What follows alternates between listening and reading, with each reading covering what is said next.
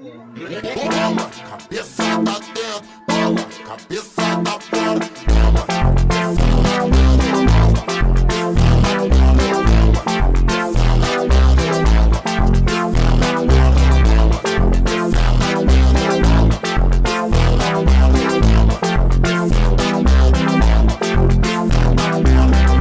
coração de vagabundo,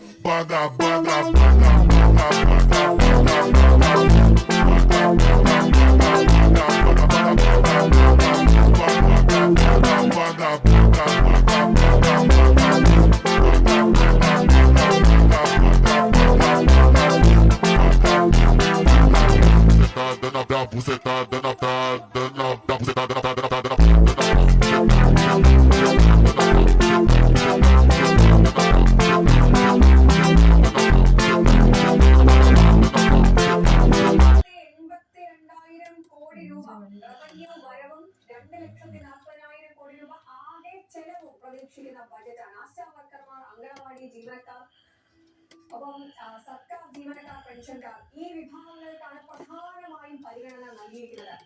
ഇനി 10 ലക്ഷത്തിന് മുകളിൽ വരുന്ന സർക്കാർ ജീവനക്കാരുടെയും പെൻഷൻകാരുടെയും DA കുടിശ്ശിക കൊടുത്തു തീർക്കുമെന്ന പ്രഖ്യാപനമാണ്